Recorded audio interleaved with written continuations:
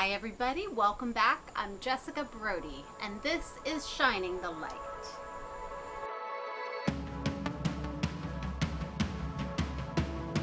Distractions. That is the topic for today, and nobody knows about distractions like I do. Maybe you do too. Maybe it's a thing for you. Maybe it's something that we're all struggling with. But I am a very task-oriented person. It is so important for me to do and work and be all that I can be at all times. And it's probably completely obnoxious. But because I am that kind of personality, distractions can really derail me. And so sometimes I think I am right smack in the middle of doing God's work, whether that's writing an article or volunteering or driving to something I'm supposed to be doing. And I work in the church. I'm always doing faith-oriented things. So I think that the bigger picture is I need to get to wherever it is I'm going so I can do God's work. And then I might be driving and get an unexpected phone call, or I might see somebody stopped on the side of the road, or I might have a catastrophe with a child, and I think, I can't do that right now. I'm too busy. I can't be distracted by that. That can't let me get off course. The only trouble is that later, as I really look back on the day and I think through whatever it is that was a so-called distraction, sometimes that distraction was actually the more important thing, and I missed it.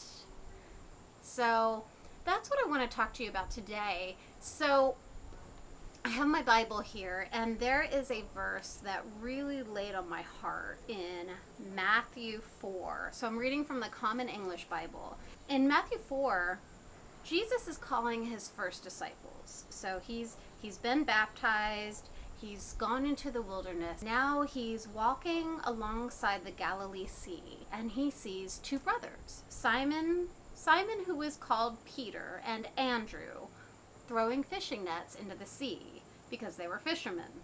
"Come, follow me," he said, "and I'll show you how to fish for people." Right away, they left their nets and followed him. Continuing on, he saw another set of brothers, James, the son of Zebedee, and his brother John.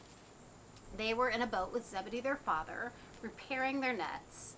Jesus called them, and immediately they left the boat and their father and followed him. So guess which phrases popped out in my head from this passage? What really hit me and hasn't let go?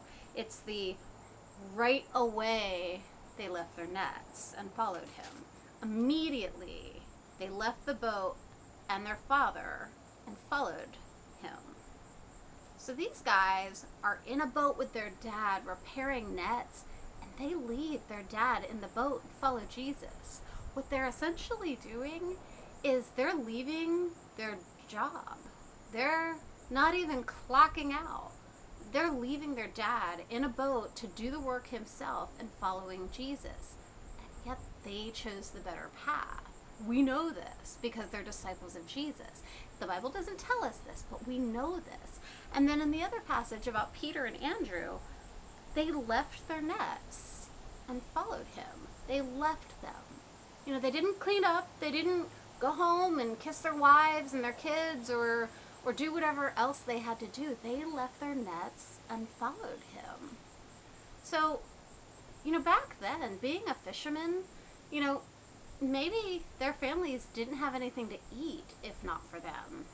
And yet, they still chose the better path because they chose not the world, but they chose Jesus. A lot of times I'm just zipping along and I'm doing what I need to do for God, and I'm feeling good, and I'm in the thick of it, and I'm striving, and it's going really well.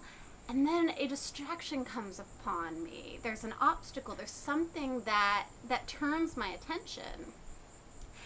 And depending on where I am at that time, I might think, well, I can't right now. I can't, you know? And I've said that. I can't right now. I'm sorry. what if I were to stop in the center of that, just think for a minute, and maybe just pray, God, what do you want me to do?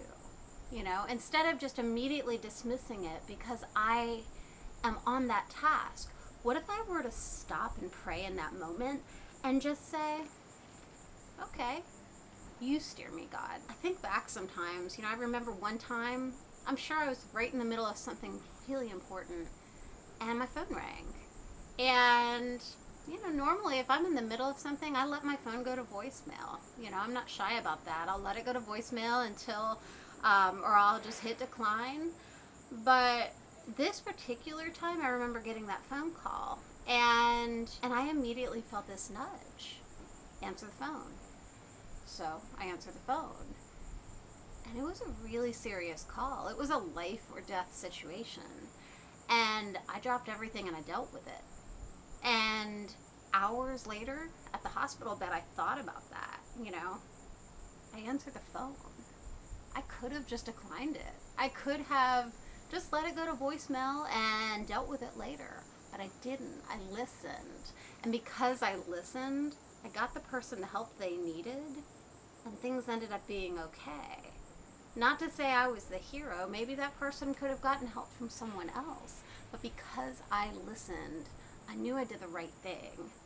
So that's something that I'm working on right now. I don't know if you're struggling with that too, but if you are, and if you know that you're the kind of person that gets sidetracked by distractions and you're trying so hard to be focused, maybe the best thing for you to do, like me, is just to try to tell yourself to stop in the center of it, whatever that is, and just pray and let God lead you to what's important.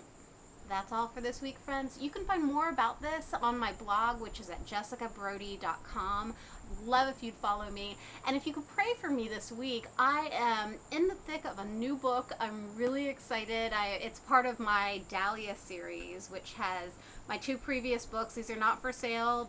I'm looking for a publisher now with my agent, and we're working on that. But this latest book, I'm just so excited. I'm working on it, and I could use your prayers. So if you would, keep me in prayer this week, and just hopefully it will be the book that God needs it to be. Anyway, have a great day. Have a great week. God bless you, and keep on shining the light.